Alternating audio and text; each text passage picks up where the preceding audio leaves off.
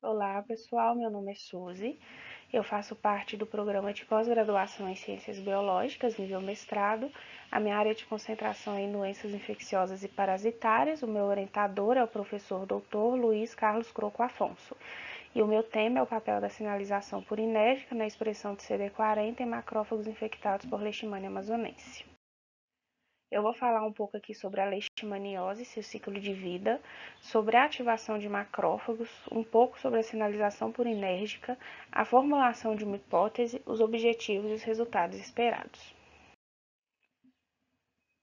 A leishmania, ela é o parasita que causa doença conhecida como leishmaniose. A leishmaniose, ela pode se apresentar tanto na forma visceral como na forma tegumentar. A leishmania amazonense em específico, ela apresenta a doença na sua forma tegumentar, que vai apresentar essas feridas na pele. O início da doença, ele acontece quando flebotomínios infectados injetam no hospedeiro promastigotas metacíclicas. Essas promastigotas na corrente sanguínea serão fagocitadas pelo macrófago. No meio intracelular do macrófago, as promastigotas irão se transformar em amastigotas, que irão se proliferar até romper a barreira da célula e cair na corrente sanguínea, onde flebotomínios, ao picar o hospedeiro, absorvem essas amastigotas.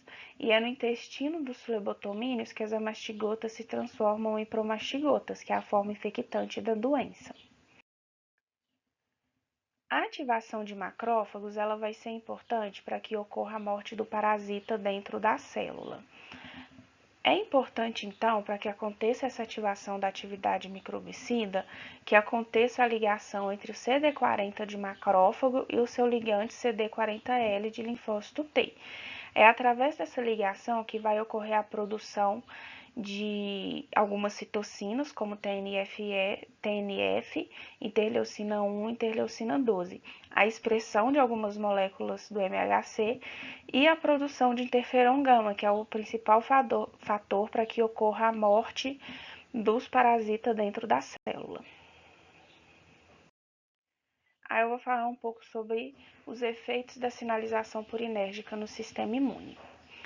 A estimulação dos receptores vai levar à abertura de canais e à liberação de ATP da célula. O ATP liberado no meio extracelular, ele promove a ativação de receptores P2, que irão ativar o processo de inflamação. No processo de inflamação, vai ocorrer um aumento de neutrófilos, da migração de neutrófilos e monócitos, vai ocorrer o aumento de algumas citocinas, como interleucina 12, TNF-alfa, a maturação e ativação de células dendríticas, a diferenciação em TH1, em resposta a TH1, entre outras coisas. Esse ATP, para ser degradado, vai entrar em ação as ectonucleotidases. CD39, então, vai remover dois grupos fosfato, transformando o ATP em AMP.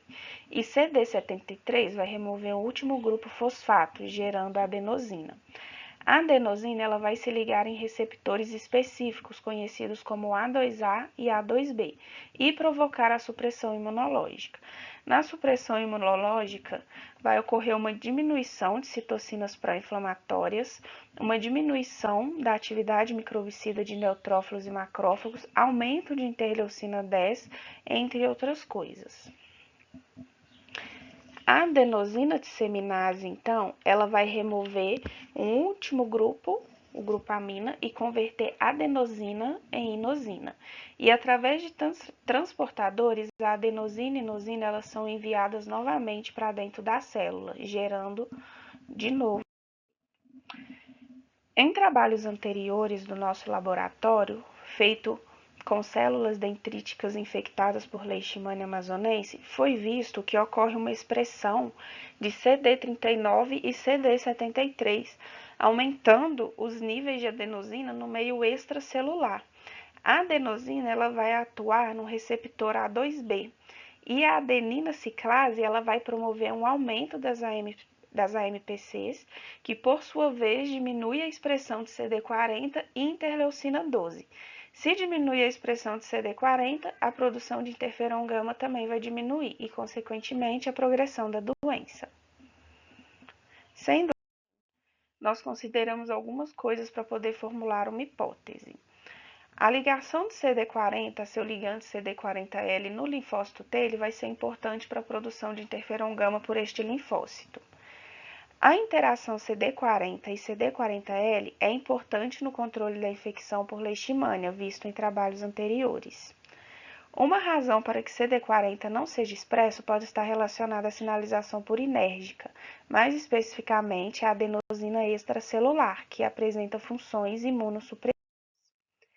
Sendo assim, a hipótese considerada é que a produção de adenosina extracelular por células infectadas ou pelo parasita no momento da infecção pode contribuir para inibir a resposta imune.